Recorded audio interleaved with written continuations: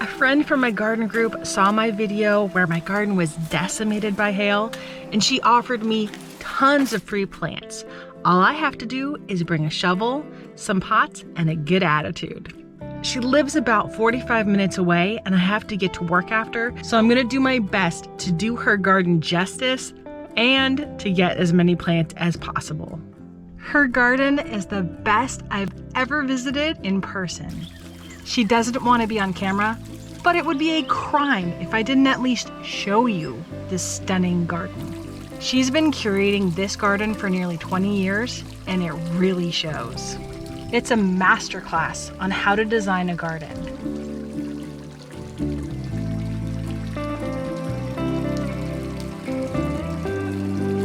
Step 1, deep borders. The first thing I noticed was how full it feels. This is largely because the beds are 7 to 15 feet deep. A deep border allows for true layering, a mixture of heights, and even allows large shrubs or small trees, while still allowing everything to have its own moment. There's room for seasonal waves of color. Something is always blooming, but nothing feels cramped. This is what makes the garden feel so full.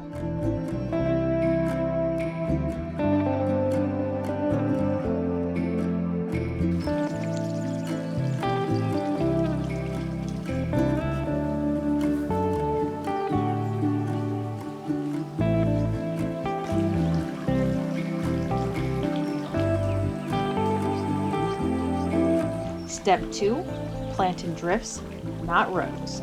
Deep borders allow you to plant in drifts rather than in neat little rows. A drift simply means grouping several of the same plant together in a natural shape rather than lining them up like a farmer. It feels very natural and relaxing. By allowing the plants to naturally spread and reseed each year, it creates a very natural cottage garden feel. Step 3, repetition. There's a rhythm to this garden. The rhythm is created by repetition of plants, color, and texture.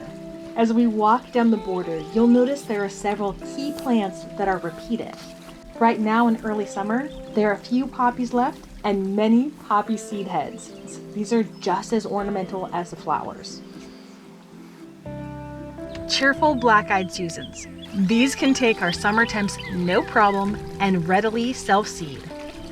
Stately castor beans. These can get huge and have beautiful burgundy stems with large foliage.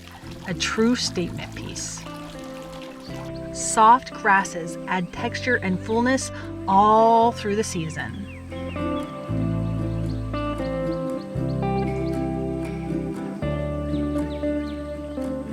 Salvia Henry Dulberg.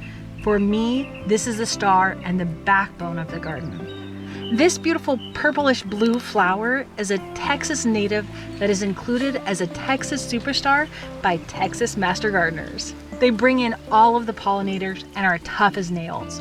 Over time, they will naturally form drifts and become swaths of color, humming with life. As the spring flowers fade, summer flowers come into the forefront. In just a few weeks, the zinnias and the celosia will take center stage. Both of these can take Texas heat like a champ. This garden feels cohesive even though there's a plethora of plants. This is achieved with repetition of color. Warm yellows and oranges weave in and out of each border. Airy cosmos provide lots of movement. Showy lilies make a statement, and low-growing Zexamenia daisies warm up the border.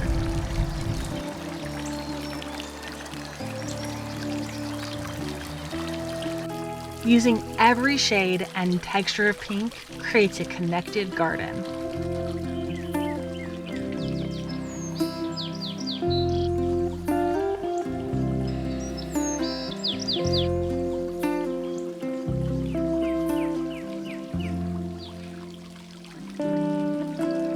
Blues and purples bring a coolness that help calm down and unify a riot of color. This repetition of plants, color, and texture is what makes the garden feel harmonious. Each space is connected to the next. Both of us collect as many blue plants for our garden as possible. Elizabeth says blue is what brings the garden together. Step 4. Careful plant selection. Everything in her borders is well adapted to our climate. It is either a perennial or a self-seeding annual. This means that each year the garden plants itself, looking better and better each year. Selecting plants well suited to our climate means less watering and overall maintenance, which means more time to enjoy the garden. It also means one person can maintain quite a large garden. She has curated plants that survive our crazy climate that has hail, heat, drought, and occasional polar vortexes. I'm going to be doing my best to copy her.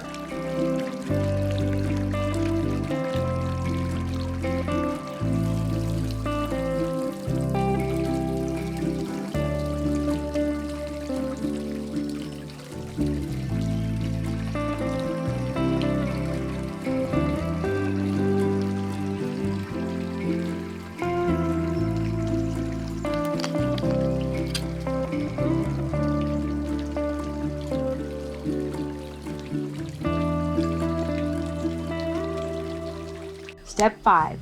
Use all the senses.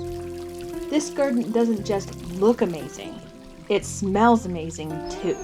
Dotted throughout the garden are highly scented plants, things like roses and lilies. Sound can be a powerful layer to your garden. This bubbling fountain gives a space a sense of calm.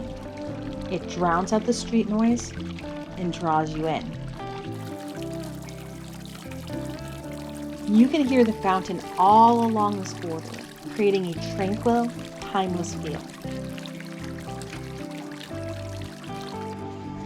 I could have happily spent the rest of the day in the garden, but I had to get to work.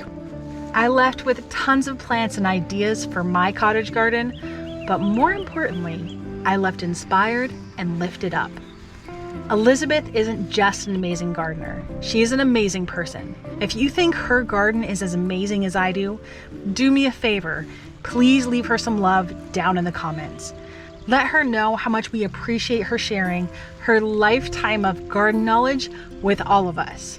I cannot believe how generous she was. She was astoundingly generous, not just with her plants, but with her time and knowledge. I cannot believe how much I learned just from being in her garden. I came here hoping for a few plants and left with a masterclass in garden design. These ideas, deep borders, drifts, repetition, plant choice, and using all of my senses, aren't just about making a pretty garden. They're what makes it possible for one person to plant and maintain a huge garden and still have time to enjoy it. If you haven't subscribed yet, please do. My goal is to hit 10,000 by the end of 2025. It's free and it helps my channel a ton. Other ways you can help my channel is by leaving comments and sharing my videos. Any interaction with this video tremendously boosts the amount of people who get to see it. Before I get these treasures in the ground, I have got to deal with a gopher problem, prep the beds, and try to outsmart some squirrels. I'll see you guys next time. Bye.